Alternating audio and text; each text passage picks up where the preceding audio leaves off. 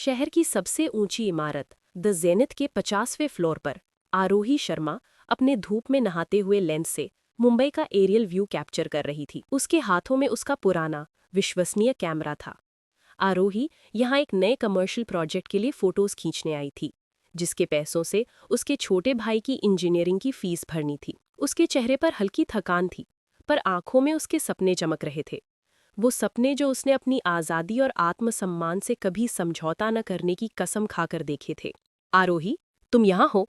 उसकी दोस्त और असिस्टेंट प्रिया ने हॉल में आकर फुसफुसाया।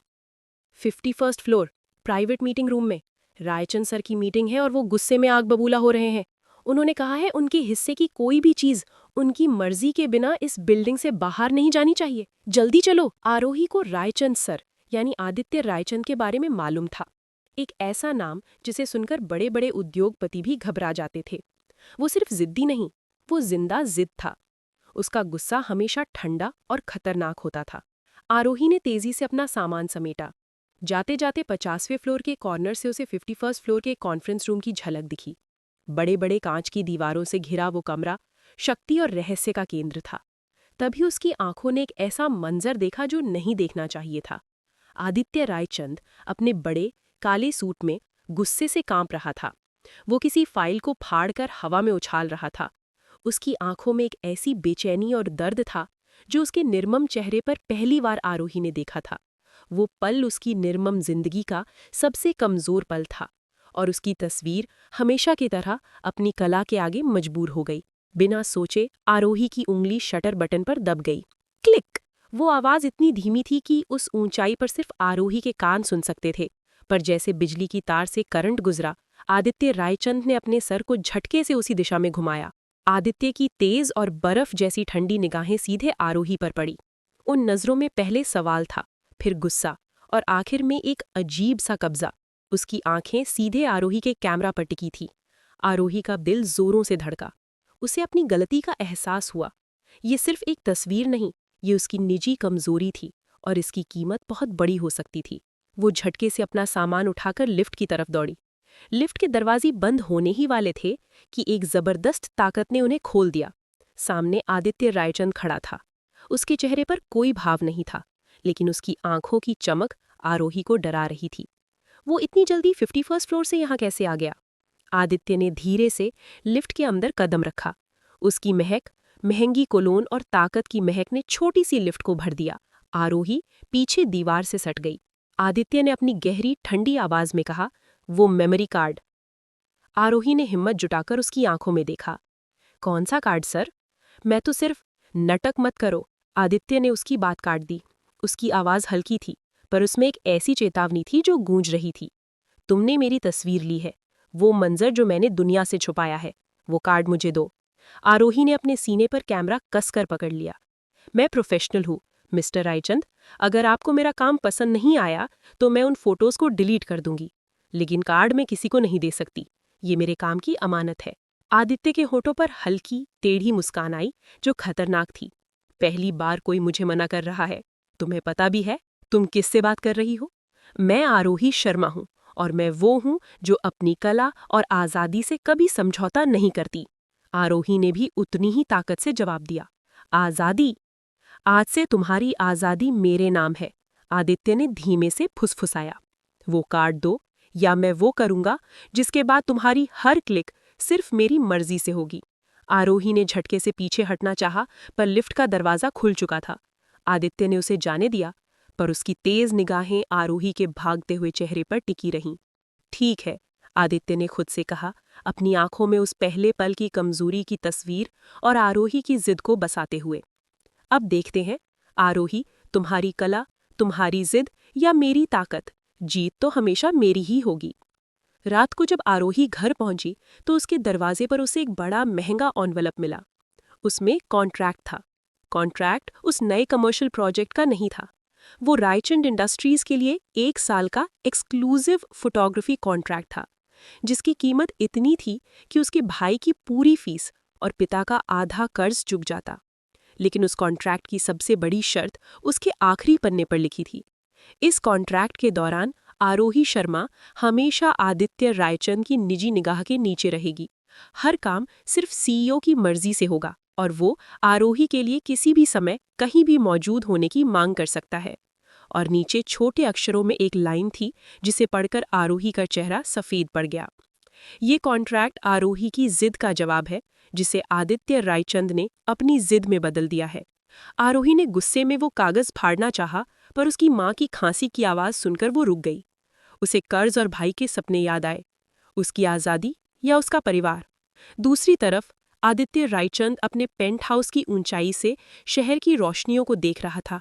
उसके हाथ में एक वाइन का ग्लास था और उसके चेहरे पर वही घमंडी शिकारी मुस्कान थी। अब देखते हैं, आरोही, तुम्हारी कला, तुम्हारी जिद या मेरी ताकत, जीत तो हमेशा मेरी ही होगी। रात भर आरोही सो नहीं पाई। उस कॉन्ट्रैक्ट के कागज उसके बिस्तर के सामने जमीन पर पड़े थे, मानो उसकी आज़ादी का मजाक उड़ा रहे हों। उसकी आंखों के सामने बार बार आदित्य रायचंद का वो निर्मम चेहरा और उसकी ठंडी कब्जा करने वाली निगाहें घूम रही थी। लेकिन साथ ही उसे अपने भाई रोहन का मुस्कुराता हुआ चेहरा भी याद आ रहा था, जिसकी पढ़ाई उसके लिए दुनिया में सबसे पहले थी। मैं उस घमंडी इंसान की गुलाम नहीं बन सकती, उसने खुद से कहा। पर दिल में एक आवाज़ थी, तो क्या तुम अपने भाई का भविष्य दांव पर लगा दोगी? सुबह के 4 बजे आरोही ने एक गहरा फैसला लिया। उसने उस कॉन्ट्रैक्ट के टुकड़ों को उठाया, उन्हें जोड़कर वापस देखा और आखिरकार अपने आत्मसम्मान को दिल के एक कोने में दफनाकर उस पर दस्तखत कर दिए। ये उसके जीवन का सबसे मुश्किल समझौता था। आरोही जानती थी कि उसकी जिद अब उसकी सबसे बड़ी कमजोरी बन चुकी थी। आदित्य ने सही नस पकड़ी थी। वो उसके आत्मसम्मान से नहीं, उसके परिवार की मजबूरी से खेल रहा था। अगली सुबह 9 बजे आरोही रायचंद इंडस्ट्रीज के हेडक्वार्टर्स के रिसेप्शन पर खड़ी थी। उसने एक साधारण सी प्रोफेशनल ड्रेस पहनी थी। दिल जोरों से धड़क रहा था। जैसे ही उसने अपना नाम बताया, रिसेप्शन पर बैठे स्टाफ के चेहरे का रंग उड़ गया। आप मिस आरोही शर्मा, रायचंद सर ने कहा था कि आप आते ही उनके प्राइवेट फ्लोर पर आएंगे, बिना किसी देरी के। आरोही को डर और गुस्सा दोनों आया। आदित्य रायचंद ने पहले से ही सब तय कर रखा था। आरोही जब 51st फ्लोर पर पहुंची तो वहां की खामोशी और ऐशो आराम उसे चुभने लगा। उसकी मुलाकात आदित्य के पर्सनल असिस्टेंट मिस्टर मेनन से हुई।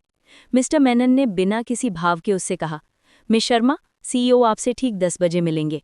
आपका नया ऑफिस ये है। आरोही को एक बड़ा सा कांच की दीवारों वाला खाली कमरा दिखाया गया। उसके अंदर सिर्फ एक महंगी कैमरा किट रखी थी। ये मेरा ऑफिस? आरोही ने हैरानी से पूछा। हाँ, और ये ठीक सीईओ के कैबिन के सामने है। उनकी निगाह हमेशा आप पर रहेगी, उनका ये नया नियम है, मिस्टर मेनन ने जवाब दिया। ठीक 10 बजे आदित्य रायचंद ने अपने केबिन से बाहर आकर आरोही के ऑफिस के दरवाजे पर दस्तक दी। वो आज भी उसी काले सूट में था और उसकी निगाहों में वही कब्जा था। आरोही शर्मा, उसने धीरे से कहा, मुझे खुशी है कि तुमने समझदारी दिखाई। आरोही सीधी खड़ी हो गई। मैंने समझदारी नहीं, मजबूरी दिखाई है मिस्टर रायचंद, और मैं ये कॉन्ट्रैक्ट सिर्फ काम के लिए कर रही हूँ। मैं आपकी कोई गुलाम नहीं हूँ। आदित्य हंसा। उसका हंसी हल्का पर बेइंतहा ताकतवर था। गुलाम? तुम गुलाम नहीं आरोही, तुम मेरी जिद हो, और मेरी हर जिद आखिरकार मेरी हो जाती है। आदित्य ने एक फाइल उसकी टेबल पर फेंक दी। तुम्हारा पहला प्रोजेक्ट, मेरे नए लग्जरी रिजॉर्ट की शूटिंग। कल सुबह 6 बजे तुम्हें मेरे प्राइवेट हेलीकॉप्टर से जाना होगा। और हाँ, वहाँ तुम्हारे साथ मैं भी रहूंगा। तुम्हारी हर तस्वीर मेरी निगरानी में होगी। आरोही का दिल डूब गया। आप मेरे साथ रहेंगे? पर मैं तो प्रोफेशनल हूँ मिस्टर रायचंद, मैं अकेले काम कर सकती हूँ। तुम भूल रही हो आरोही, कॉन्ट्रैक्ट की शर्त, तुम हमेशा मेरी निजी निगाह के नीचे रहोगी। मुझे कोई भी प्रोजेक्ट परफेक्ट चाहिए, और तुम्हारी आज़ादी वहाँ रुकावट डाल सकती है। उसकी बात सुनकर आरोही को वो मेमोरी कार्ड वाली घटना याद आ गई। उसने अपने हाथ बंद कर लिए। ठीक है, मैं प्रोफेशनल हूँ और प्रोफेशनल ही रहूंगी। मैं कल सुबह 6 बजे रायचंद टावर्स के हेलीपैड पर मिलूंगी। लेकिन मिस्टर रायचंद, आप ये मत भूलिए कि आप सिर्फ मेरे बॉस हैं और मैं आपकी फोटोग्राफर। आदित्य ने बिना कुछ कहे एक बार उसकी आंखों में देखा। उसकी निगाहों में आरोही की आग थी, पर साथ ही एक अजीब सा खेल शुरू करने का जुनून भी था। बॉस, फोटोग्राफर, ये तो सिर्फ शुरुआत है आरोही। जब तक ये कॉन्ट्रैक्ट खत्म होगा तो मुझे कुछ और मान चुकी होगी।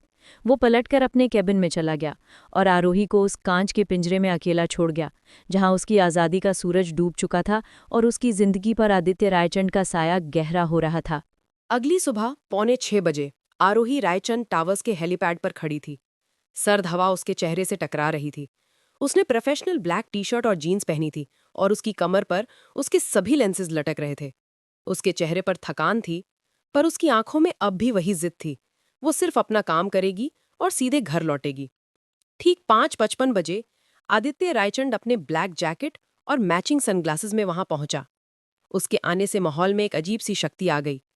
आदित्य ने आरोही को सर से पांव तक देखा। तुम पंक्चुअल हो मिस शर्मा, मुझे पसंद आया, उसने हल्की ठंडी आवाज में कहा।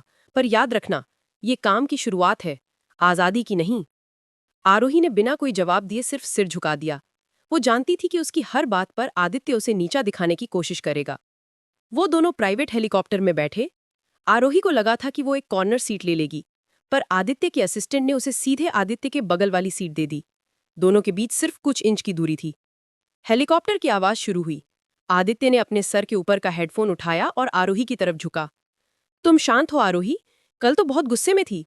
क्या ये मजबूरी है या तुमने हार मान ली? उसने उसके कान के पास फुसफुसाया। आरोही ने उसकी आंखों में देखा, जहां सूरज की पहली किरण चमक रही थी। मैंने हार नहीं मानी मिस्टर रायचंद, मैंने सिर्फ एक अच्छे व्यापारी की तरह समझौता किया है, और मैं मजबूरी में भी अपना काम परफेक्ट करती हूँ। आपकी इस निजी निगाह की जरूरत नहीं पड़ेगी। आदित्य के होंठों पर फिर वही खतरनाक मुस्कान आई। हम देखेंगे आरोही, मुझे वो तस्वीर अच्छी तरह याद है। वो दर्द और कमजोरी जो तुमने चुराई थी, वहां तुम्हारी निगाह ने अपने प्रोफेशनल बाउंड्रीज तोड़ दिए थे, और मेरी जिद है कि तुम फिर से वही गलती करो। आरोही ने तुरंत मुंह फेर लिया। उस तस्वीर का जिक्र उसे घबराहट दे रहा था। वो गलती थी जो दोबारा नहीं होगी। मैं सिर्फ प्रॉपर्टी की तस्वीरें लूंगी, लोगों की नहीं, खासकर आपकी नहीं। आदित्य ने धीरे से अपना हाथ बढ़ाकर आरोही के शोल्डर को हल्का सा छुआ। तुम गलती कहो, मैं उसे मोहब्बत की शुरुआत मानता हूं, और मुझे हमेशा वो चीज अच्छी लगती है जो कोई और नहीं ले सकता। आरोही को करंट सा लगा। उसने झटके से उसका हाथ हटा दिया, पर उस वक्त वो बोल नहीं पाई। हेलीकॉप्टर अब मुंबई के नीले समुद्र के ऊपर उड़ रहा था। 2 घंटे बाद वो रायचंद ग्रुप के नए लग्जरी रिजॉर्ट अजूर शोर्स पर उतरे। ये एक शानदार प्रॉपर्टी थी, जहां हर तरफ नीला पानी और सफेद रेत थी। आदित्य तुरंत काम में लग गया। उसने आरोही को रिजॉर्ट के हर छोटे से छोटे हिस्से की जानकारी दी और उसे इंस्ट्रक्शंस देना शुरू कर दिया। मुझे ये शॉट चाहिए जहां सूरज की रोशनी इन्फिनिटी पूल से टकरा रही हो, और वहां वो विला जहां हर सुबह पहाड़ियों की धुंध आती है, उसकी तस्वीर। पर सब कुछ परफेक्ट होना चाहिए, कोई कमी मुझे बर्दाश्त नहीं। आरोही ने अपना प्रोफेशनल गेम फेस ऑन कर लिया। आप चिंता मत कीजिए मिस्टर रायचंद, मेरा काम मेरी जुबान है। अगले कुछ घंटों तक आरोही अपने काम में डूबी रही। उसकी आंख, उसका कैमरा और उसका जुनून सब एक हो चुके थे। आदित्य उससे कुछ कदम की दूरी पर खड़ा उसे देखता रहा। वो सिर्फ उसे ही नहीं देख रहा था, वो उसके काम में आरोही की आत्मा को देख रहा था। एक पल आरोही एक मुश्किल एंगल से शॉट ले रही थी। उसका ध्यान उसकी फोटोग्राफी में इतना था कि वो एक छोटे से पत्थर पर फिसलने ही वाली थी। आदित्य ने बिना कोई आवाज किए पलक झपकते ही उसकी कमर को थामा और उसे अपनी तरफ खींच लिया। आरोही उसके सीने से टकराई और उसकी सांसें रुक सी गईं। आदित्य के हाथों की मजबूत पकड़ और उसकी तेज धड़कन आरोही को हिला गईं। ध्यान कहाँ है मिस शर्मा? तुम्हें याद रखना चाहिए कि तुम मेरी अमानत हो। तुम्हें चोट नहीं लगनी चाहिए। आदित्य ने उसकी आंखों में देखते हुए, पहली बार सिर्फ घबराहट थी, गुस्सा नहीं। आरोही ने झटके से खुद को उसकी पकड़ से आजाद कर लिया। उसका चेहरा गुस्से और शर्म से लाल हो गया। मैं ठीक हूं, और मैं आपकी अमानत नहीं हूं मिस्टर रायचंद। मैं सिर्फ आपकी फोटोग्राफर हूं, और जब तक मैं प्रोफेशनल हूं, मैं अपना काम खुद संभाल सकती हूं। आप अपना ध्यान रखिए। आरोही ने तुरंत अपना कैमरा उठाया और वहां से तेजी से चल दी, आदित्य को अकेला छोड़ते हुए। आदित्य वहीं खड़ा रहा। उसने अपने हाथ में उसकी छुहन को महसूस किया, और उसके चेहरे पर वही घमंडी शिकारी मुस्कान अब पहलवान की मुस्कान में बदल चुकी थी। तुम जितना जिद करोगी आरोही, उतनी ही तेजी से तुम मेरे करीब आओगी। खेल शुरू हो चुका है, और अब ये सिर्फ कॉन्ट्रैक्ट नहीं, दिल की जिद है। दिन ढल चुका था। अजूर शोर्स लग्जरी रिजॉर्ट की शाम खूबसूरत थी। सूरज की लाल किरणें नीली रेत और समंदर के पानी पर एक सुनहरा जादू कर रही थीं। आरोही, जिसका गुस्सा थोड़ा शांत हो चुका था, उसने इस मंजर को अपने कैमरा में कैद करना शुरू किया। उसकी उंगलियां तेजी से लेंस और सेटिंग्स को एडजस्ट कर रही थीं। वो अपने काम में इतनी डूबी थी कि उसे अपने आसपास के माहौल का कोई होश नहीं था। आरोही ने सबसे आखिरी शॉट लिया, एक विला की छत पर बैठे हुए, जहां से पूरा सूर्यास्त दिख रहा था। वो जानती थी कि ये उसकी अब तक की सबसे बेहतरीन तस्वीरों में से एक थी। उसने अपने कैमरा की मेमोरी कार्ड निकाली और उसे अपने पिछले पॉकेट में महफूज कर लिया। उसने सोचा, अब जब काम खत्म हो गया है, मैं तुरंत वापस जा सकती हूँ। वो नीचे आई तो उसने देखा कि रिजॉर्ट के सभी स्टाफ जा चुके थे। वहां सिर्फ एक छोटा वेटर खड़ा था। मिस्टर रायचंद कहाँ है? आरोही ने उस वेटर से पूछा। वो सीईओ ने कहा है कि आप काम खत्म कर लें तो उनको प्राइवेट डाइनिंग एरिया में मिलें। उन्होंने कहा है उनको परफेक्ट शॉट चाहिए और वो इसे देखे बिना कहीं नहीं जाएंगे। आरोही को गुस्सा आया। एक फोटो के लिए रुकना, ये सिर्फ मुझे परेशान करने का एक और तरीका है। आरोही प्राइवेट डाइनिंग एरिया में पहुंची। ये एक कांच की दीवारों से घिरा बेहद खूबसूरत कमरा था, जहां से समुंदर की लहरों का शोर सुनाई दे रहा था। टेबल पर एक शानदार डिनर लगा हुआ था और सामने आदित्य रायचंद बैठा था। उसने अब अपना ब्लैक जैकेट उतार दिया था और वो अपनी वाइट फॉर्मल शर्ट में थोड़ा रिलैक्स्ड पर उतना ही खतरनाक लग रहा था। बैठो आरोही, आदित्य ने कहा।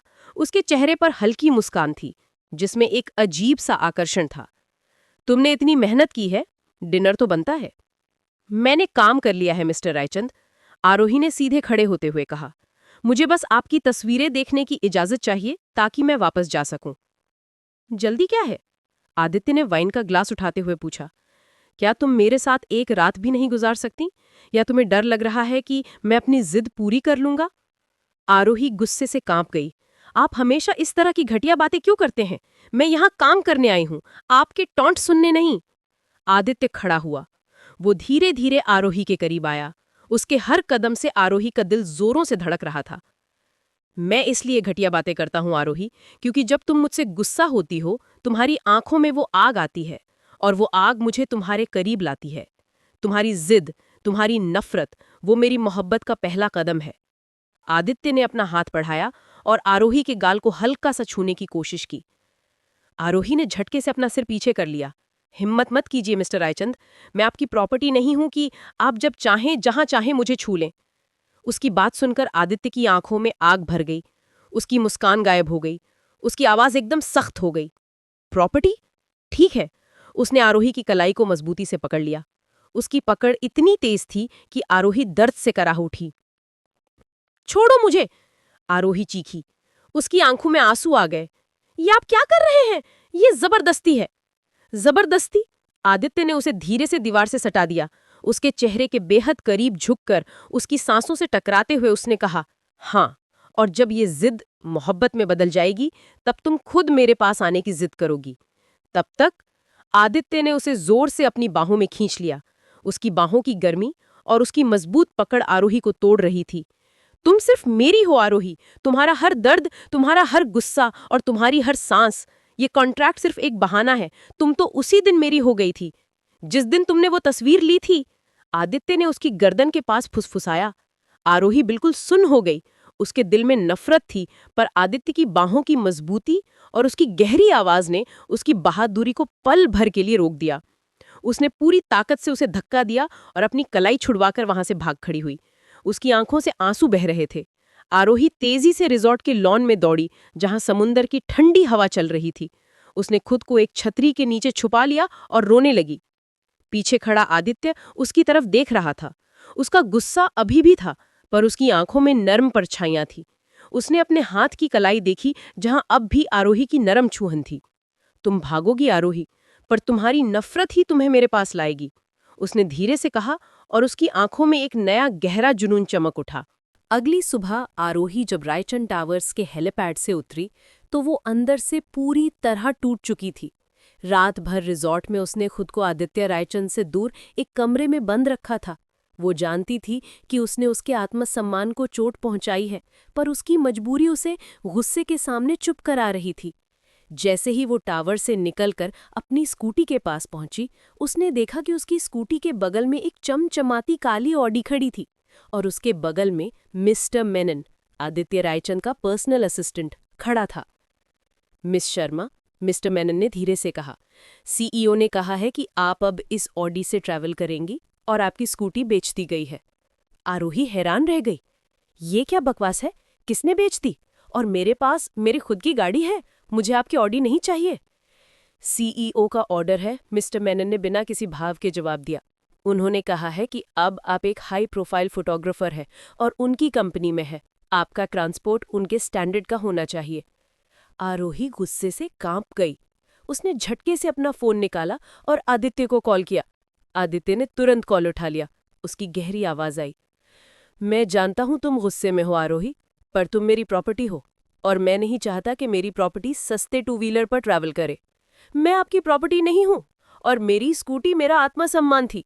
आपको कोई हक नहीं है मेरी निजी चीजों को छूने का, आरोही ने चीखते हुए कहा। आदित्य हंसा। वो अब तुम्हारी निजी चीज नहीं रही आरोही, वो मेरे कॉन्ट्रैक्ट का हिस्सा बन चुकी है। याद रखना, अब तुम्हारी निजी जिंदगी में भी सिर्फ मेरा कंट्रोल होगा। तुम्हारी स्कूटी के पैसे तुम्हारे बैंक अकाउंट में आ चुके हैं, बाकी कर्ज चुकाने के लिए। एंजॉय करो।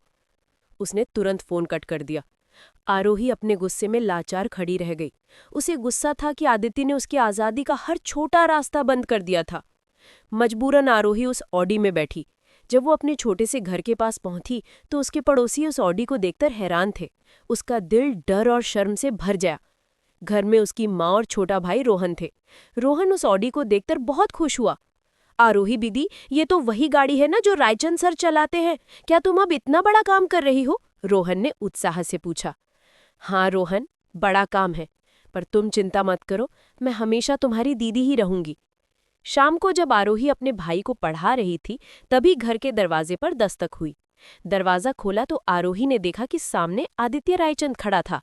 वो आज फॉर्मल सूट में नहीं, बल्कि ये कैजुअल फिर भी महंगी टी शर्ट में था। उसके हाथ में एक बड़ा बैग था। आप यहाँ क्या कर रहे हैं मिस्टर रायचंद? ये मेरा निजी घर है, आपको यहाँ आने की इजाजत नहीं है। आदित्य ने बिना कोई जवाब दिए अंदर आकर उसकी माँ को नमस्कार किया। मैं यहाँ आरोही से मिलने आया हूँ। वो कल से मेरे नए प्रोजेक्ट पर काम कर रही है और मैं ये देखने आया हूँ कि उसे कोई दिक्कत तो नहीं है। और ये रोहन के लिए कुछ नए गैजेट्स हैं, उसकी पढ़ाई के लिए। रोहन की आंखों में चमक आ गई। उसकी माँ, जो आदित्य की मेहरबानी और साधारण व्यवहार से प्रभावित थी, मुस्कुराई। तुम बहुत अच्छे हो बेटा। मेरी बेटी बहुत खुशनसीब है कि उसे आप जैसा बॉस मिला है। तुम्हारी दीदी तो तुम्हारी बहुत तारीफ करती है। आरोही अपने गुस्से को कंट्रोल नहीं कर पाई। ये आदमी यहाँ भी मेरे ऊपर कब्जा करना चाहता है, मेरी माँ को खरीदना चाहता है। अंदर आओ बेटा, उसकी माँ ने आदित्य को अंदर आने को कहा। आरोही ने आदित्य को घूरा। जब वो उसके पास से गुजरा तो आदित्य ने धीरे से आरोही के कान में फुसफुसाया, तुम्हारी निजी जिंदगी अब तुम्हारी हर सांस पर, तुम्हारे हर रिश्ते पर मेरा साया होगा आरोही। तुम अपनी जिद तोड़ोगी या मैं तुम्हारी आजादी को। आरोही वहीं खड़ी रह गई।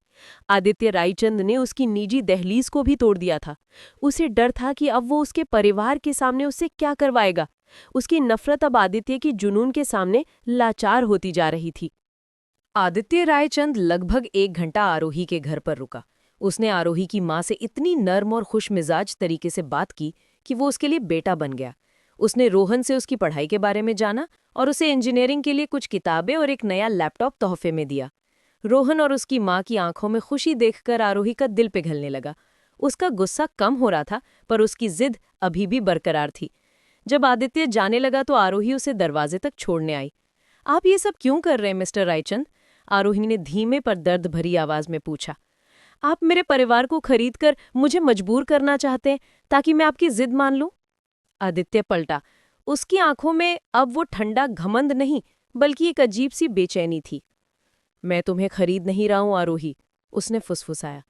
मैं तुम्हें वो सब दे रहा हूं जिसके तुम हकदार हो, पर तुम्हारी मजबूरी तुमसे छीन रही थी।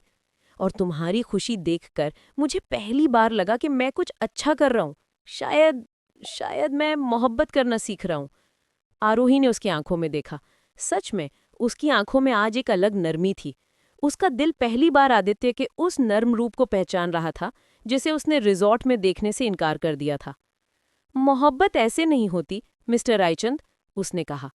मोहब्बत में भरोसा और इजाजत चाहिए होती है, कब्जा नहीं। आपको अगर मुझसे मोहब्बत है तो मेरी आज़ादी लौटा दीजिए। आदित्य उसकी ओर करीब आया। तुम्हारी आज़ादी मेरे पास है आरोही, और जब तक तुम मुझे वो मेमोरी कार्ड नहीं दोगी, तुम्हारी आज़ादी तुम्हारी निजी चीज नहीं बन सकती। आरोही की सांस अटक गई। आपको वो मेमोरी कार्ड अभी तक चाहिए? हाँ, उस मेमोरी कार्ड में मेरा राज है। वो मेरा सबसे कमजोर पल था आरोही। वो दर्द जब मैंने देखा कि मेरा सबसे करीबी दोस्त मुझे धोखा दे रहा था। अगर वो तस्वीर मीडिया में गई तो मेरे दुश्मन उसका फायदा उठाएंगे। तुम वो तस्वीर छुड़ाकर मेरे दिल के अंदर चली गई हो। आरोही को पहली बार उस पल की गहराई समझ आई। उस दिन आदित्य फाइल फाड़ते हुए सिर्फ गुस्से में नहीं था, बल्कि दर्द में था। अगर आपको लगता है कि मैं आपके राज को उजागर करूंगी तो आप गलत हैं, आरोही ने तुरंत कहा। मैंने उस तस्वीर को डिलीट कर चुकी हूं, उसी दिन। आदित्य का चेहरा पल भर के लिए सफेद पड़ गया। क्या? हाँ, आरोही ने धीमे से जवाब दिया। मैंने उस तस्वीर को देखा और मैं जानती थी कि वो मेरा काम नहीं, आपकी निजी जिंदगी थी। मैं प्रोफेशनल हूं मिस्टर रायचंद, मैं ब्लैकमेलर नहीं हूं। मैंने उसी दिन उसे डिलीट कर दिया था ताकि मैं अपने काम पर कॉन्सेंट्रेट कर सकूं। मुझे लगता था कि आप मुझसे सिर्फ जिद में उलझें, पर आप तो डर रहे हैं। आदित्य में गहरी सांस ली।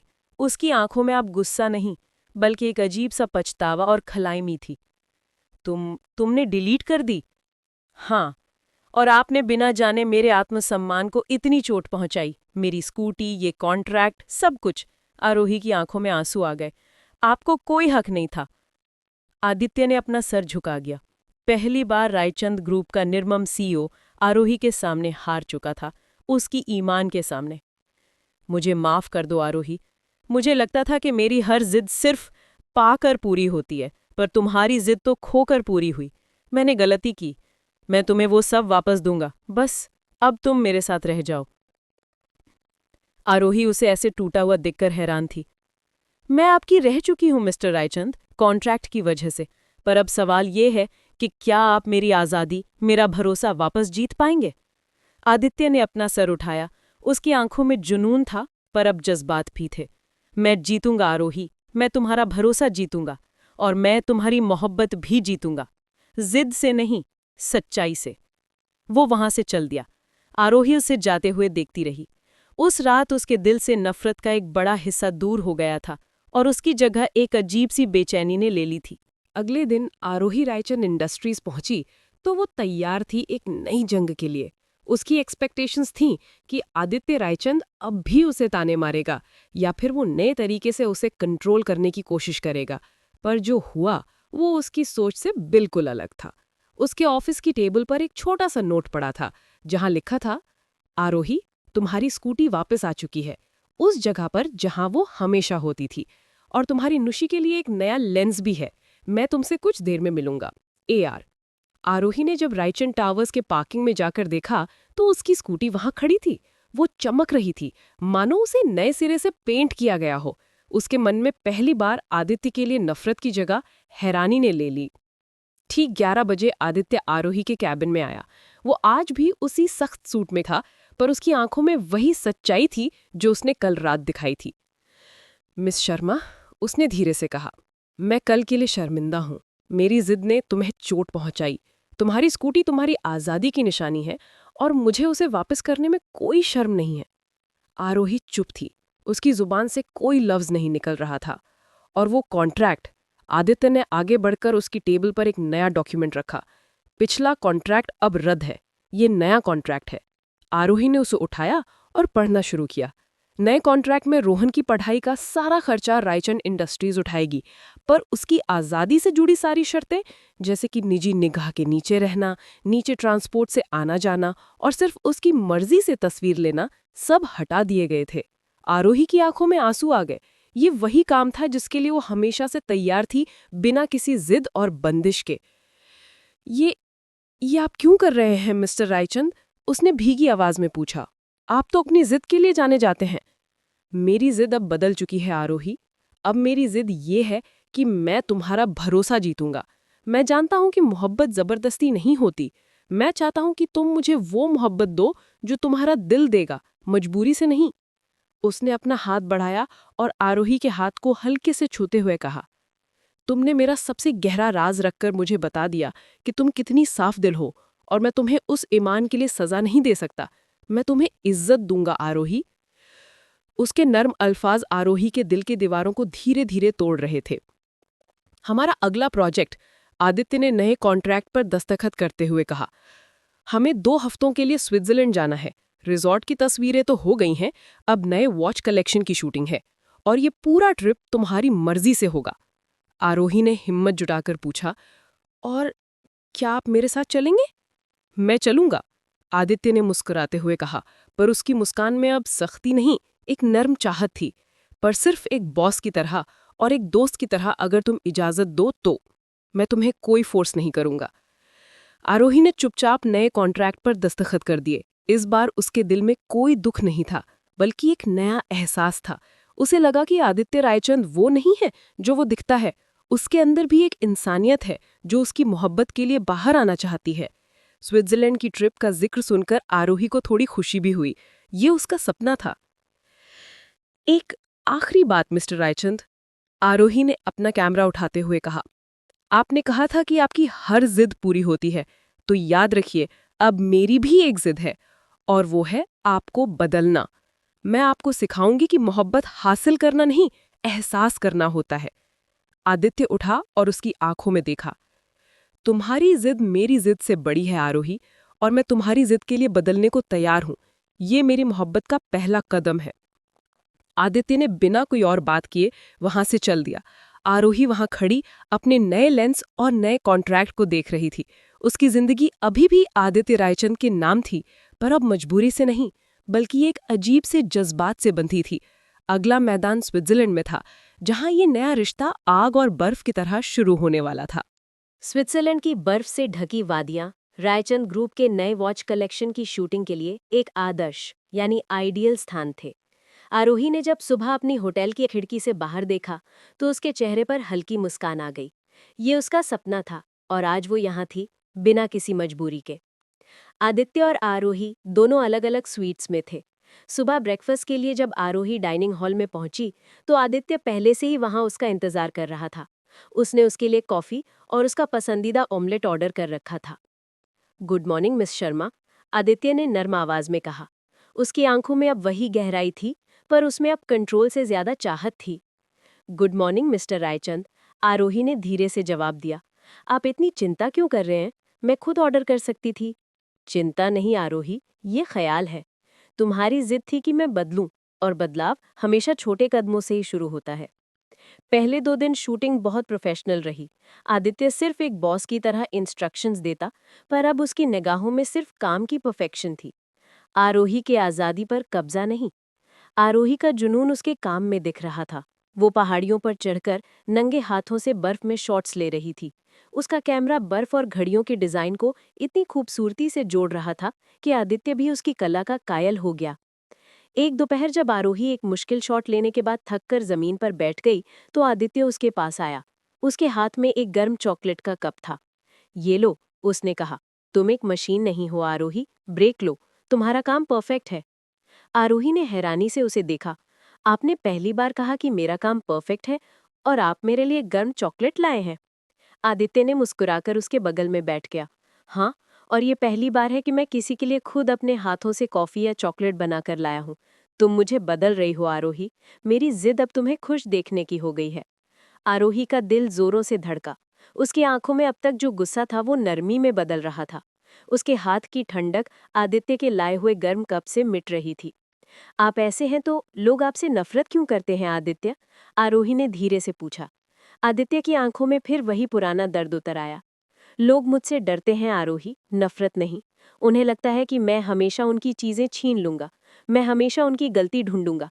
पर यह सिर्फ मेरा खुद का बचपना था। मैं डरता था कि अगर मैं नर्म हुआ तो लोग मुझे छोड़कर चले जाएंगे, जैसे जैसे मेरी माँ चली गई थी। आरोही ने अपना हाथ बढ़ाकर हल्के से उसके हाथ को छुआ। उसके हाथ की नर्म छुअन से आदित्य को करंट सा लगा। आप ऐसे हैं तो लोग आपसे नफरत क्यों करते हैं? माँ, आदित्य ने अपने हाथ पर उसकी पकड़ मजबूत कर ली। आप अब अकेले नहीं हैं मिस्टर रायचंद, मैं आपके साथ हूँ, और मैं आपको छोड़कर नहीं जाऊंगी जब तक आप मुझे खुद जाने को नहीं कहते। मैं आप पर भरोसा करती हूँ आदित्य। आदित्य ने आरोही का हाथ मजबूती से पकड़ लिया। उसकी आवाज गहरी हो गई। मत जाना आरोही, क्योंकि अब मेरी जिंदगी तुम्हारी मोहब्बत की आदी हो चुकी है। तुम मेरी नई जिद हो, जिसे मैं प्यार से पूरा करना चाहता हूँ। उस शाम वो दोनों बर्फ की वादियों में अकेले खड़े थे। सूरज की आखिरी किरणें उनके चेहरों पर पड़ रही थी। आदित्य ने धीरे से आरोही के चेहरे को अपने हाथों में लिया। तुम्हारी इज्जत की कसम आरोही, आदित्य ने फुसफुसाया, मैं तुम्हें कभी मजबूर नहीं करूंगा, पर मैं तुम्हें बताना चाहता हूं कि तुम्हारे बिना मेरी हर सफलता अधूरी है। आरोही ने अपनी आंखें बंद कर ली। उसका दिल उसकी जिद को तोड़ चुका था। उसने महसूस किया कि उसकी नफरत अब आदित्य के दर्द और मोहब्बत के सामने हार चुकी है। उसने धीरे से अपनी आंखें खोली और कहा, मैं आप पर भरोसा करती हूँ आदित्य। पहली बार उसने उसका नाम सिर्फ आदित्य लिया था। आदित्य के चेहरे पर एक ऐसी खुशी आई जो उसकी नंगी दौलत से भी ज्यादा कीमती थी। उसने धीरे से झुककर आरोही के माथे को हल्के से चूमा। ये चुंबन जिद का नहीं, मोहब्बत का था, और आरोही ने इसे पहली बार स्वीकार किया। स्विट्जरलैंड से लौटने के बाद आरोही और आदित्य के रिश्ते में एक नई नरमी और अपनापन आ चुका था। आरोही अब आदित्य से बेझिझक बात करती थी और आदित्य की निगाहों में अब सिर्फ उसके लिए चाहत थी, कब्जा नहीं। ऑफिस में भी सभी ने ये बदलाव देखा था। सीईओ अब पहले से ज्यादा शांत और खुश रहता था। एक शाम आरोही जब घर जा रही थी तो उसने अपनी स्कूटी पर एक फोटो देखी। वो वही फोटो थी जो उसने रिजॉर्ट में ली थी, जहां आदित्य ने उसे गिरने से बचाया था। उसके पीछे आदित्य का एक छोटा सा नोट था। तुम मेरी अमानत हो आरोही, और अब तुम्हारी खुशी मेरी जिम्मेदारी है। ए आरोही मुस्कुराई। उसने अब आदित्य को आदित्य मान लिया था और उसकी जिद अब मोहब्बत में बदल चुकी थी। उसने फैसला कर लिया था कि वो उससे अपनी मोहब्बत का इजहार करेगी। लेकिन हमेशा की तरह खुशी लंबी नहीं टिकती। अगली सुबह रायचंद इंडस्ट्रीज के 51st फ्लोर पर सब कुछ ठीक नहीं था। हर कोई फुसफुसा रहा था। जैसे ही आरोही अपने ऑफिस में पहुंची, उसने देखा कि आदित्य के कैबिन के अंदर जोरों से बहस हो रही थी। उसकी दोस्त और असिस्टेंट प्रिया दौड़ती हुई आरोही के पास आई। आरोही, तुम्हें पता है क्या हुआ? आज सुबह हर न्यूज चैनल और सोशल मीडिया पर वही तस्वीर आ गई है। कौन सी तस्वीर? आरोही के घबरा कर पूछा। वही वही राज वाली तस्वीर, जब आदित्य सर उस दिन गुस्से में फाइल फाड़ रहे थे। प्रिया ने फुसफुसाया। किसी ने इसे लीक कर दिया और अब उनके business partner mister Jayant Goyal press conference कर रहे हैं कि रायचंद ग्रुप में सब कुछ ठीक नहीं है और आदित्य रायचंद अनस्टेबल है। आरोही के पैरों तले जमीन खिसक गई। वो जानती थी कि उसने वो तस्वीर डिलीट कर दी थी, तो फिर ये किसके पास थी? उसे तुरंत याद आया आदित्य का पुराना दोस्त और बिजनेस पार्टनर जयंत गोयल। वही शख्स जिसका धोखा आदित्य ने उस दिन कॉन्फ्रेंस रूम में देखा था।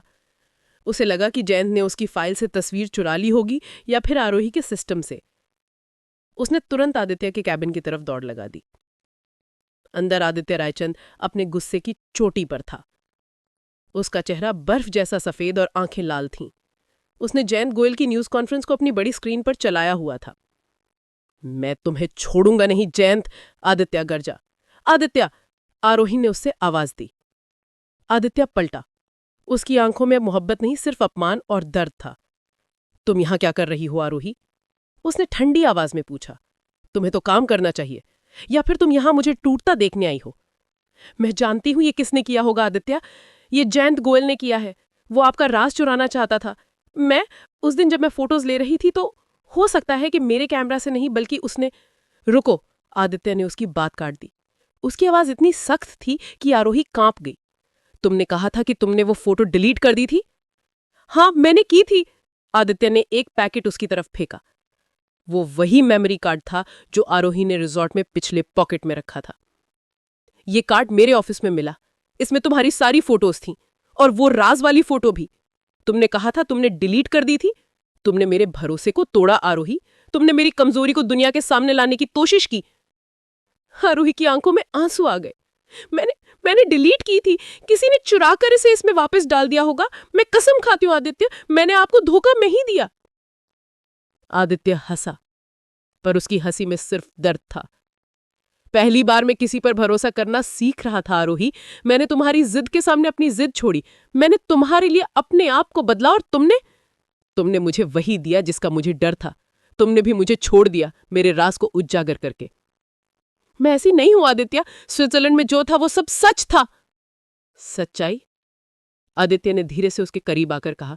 सच्चाई ये है कि तुम हमेशा मेरी जिद से नफरत करती थीं, और ये तुम्हारी आखिरी कोशिश थी मुझे गिराने की। तुम्हें मेरी पैसे की जरूरत थी, पर मेरा भरोसा तुम्हें नहीं चाहिए था। अब मैं फिर से वही आदित्य रायचंद बनूंगा जिसे सिर्फ जिद पर भरोसा है, क्योंकि मोहब्बत सिर्फ धोखा देती है। तुम जाओ आरोही, आदित्य ने अपनी आंखें बंद करके कहा। तुम्हारा कॉन्ट्रैक्ट अभी भी वैलिड है, पर मुझे अब तुम्हारी निगाह नहीं चाहिए। मुझे तुम्हारी मोहब्बत भी नहीं चाहिए, और अब मुझे तुम्हारी जिद भी नहीं चाहिए। मुझे अकेले छोड़ दो। आरोही वहीं टूटी हुई खड़ी रह गई। उसका प्यार, उसका भरोसा और उसकी नया शुरू किया हुआ रिश्ता सब एक मेमोरी कार्ड के टुकड़े की वजह से खत्म हो गया। आदित्य की आंखों में वो पुरानी नफरत लौट आई थी और इस बार उसमें धोखे का तीखा जहर भी मिला हुआ था। आदित्य के कैबिन से निकलने के बाद आरोही टूटी नहीं। उसके दिल में दर्द था, पर उसकी जिद फिर जाग उठी थी। इस बार उसकी जिद सिर्फ आज़ादी की नहीं, बल्कि अपनी सच्चाई और आदित्य के भरोसे को जीतने की थी। वो जानती थी कि उससे धोखा दिया गया है, और वो ये भी जानती थी कि ये काम सिर्फ जयंत गोयल का हो सकता है। उसने तुरंत मिस्टर मेनन से उस मेमोरी कार्ड के बारे में जानकारी मांगी। मेनन ने बताया कि वो कार्ड आदित्य के डेस्क पर एक छोटे पैकेट में मिला था, जो कुरियर से आया था। आरोही सीधे अपने ऑफिस में गई और अपने नए लैपटॉप को ऑन किया, जो आदित्य ने रोहन के लिए दिया था। उसने उस रिजॉर्ट की शूटिंग के दिन की सारी फाइल्स चेक की। उसे याद था कि जब वो फिसलने वाली थी तो उसका कैमरा उसके हाथ से छूट गया था और जमीन पर गिरा था। उसने उस दिन की मेटा डेटा चेक की। आखिरी शॉट और मेमोरी कार्ड निकालने के बीच एक छोटा सा 5 सेकंड का वीडियो क्लिप था, जिसमें सिर्फ जमीन दिख रही थी। आरोही ने उस क्लिप को जूम किया। उसमें उसकी जमीन पर पड़ी हुई मेमोरी कार्ड और उसके साथ साथ जूतों की एक झलक थी। वो जूते उसके नहीं थे। आरोही ने तुरंत उस वीडियो को एनालाइज किया और उस जूतों के डिज़ाइन को पहचाना। वो custom made Italian leather shoes थे, जो सिर्फ जयंत गोयल पहनता था। जयंत रायचंद ग्रुप के लिए रिजॉर्ट के नक्शे पर उसी दिन आकर गया था। आरोही का दिन जोरों से धड़का।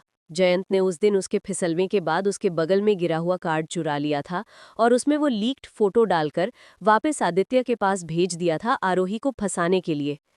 शाम को रायचंद ग्रुप का बोर्ड मीटिंग था, जहां जयंत गोयल आदित्य को सीईओ की पोस्ट से हटाने की कोशिश करने वाला था। आरोही बिना किसी इजाजत के सीधे मीटिंग रूम में घुस गई। आदित्य उसे देखकर हैरान और गुस्से में खड़ा हो गया। तुम यहाँ क्या कर रही हो आरोही? बाहर जाओ। मैं कहीं नहीं जाऊंगी जब तक सच्चाई सामने नहीं आती आदित्य, आरोही ने ताकत से कहा। उसकी आंखों में अब कोई डर नहीं था, सिर्फ सच की आग थी। जयंत गोयल हंसा। क्या ड्रामा है आदित्य, तुम्हारी फोटोग्राफर तुम्हारी जिद पूरी करने आई है, इसे बाहर निकालो। आरोही ने जयंत की तरफ देखा। जयंत गोयल, आप आदित्य के दोस्त नहीं दुश्मन हैं, और मैं आपकी सच्चाई यहाँ सबके सामने लाने आई हूँ। आरोही ने तुरंत मीटिंग रूम की बड़ी स्क्रीन पर वो 5 सेकंड का वीडियो क्लिप चला दिया। सब लोग हैरान रह गए। वीडियो में वो मेमोरी कार्ड और जयंत गोयल के चमकते हुए कस्टम मेड शूज साफ दिख रहे थे। उस दिन जब मैं रिजॉर्ट में थी, जयंत गोयल ने मेरा कार्ड चुराया था। उसने मेरे लैपटॉप से वो फोटो निकाली, उसे कार्ड में वापस डाला और आदित्य को भेज दिया ताकि वो सोचे कि मैंने धोखा दिया है।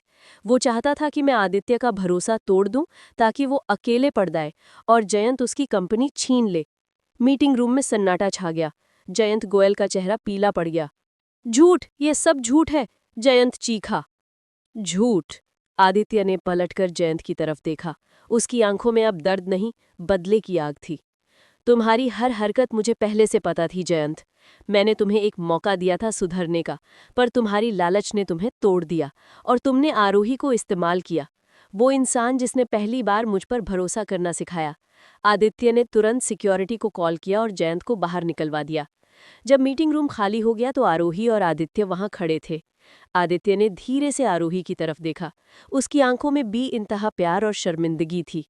आरोही, उसने धीरे से कहा, मैं फिर गलत था। मैंने तुम्हारी मोहब्बत को धोखा समझा और तुमने मेरी जिद को बचा लिया। आरोही की आंखों में आंसू थे, पर अब वो खुशी के आंसू थे। आप हमेशा गलत नहीं होते आदित्य, बस आपका जिद आपके दिल को सुनने नहीं देता। आदित्य ने आगे बढ़कर आरोही का हाथ पकड़ा। उसने उसे कसकर अपनी बाहों में भर लिया। उसका जिस्म आरोही की गर्माहट में शांति ढूंढ रहा था। तुम मेरी हो आरोही, सिर्फ मेरी, पर जिद से नहीं, मोहब्बत से। मैं तुम्हें कभी जाने नहीं दूंगा।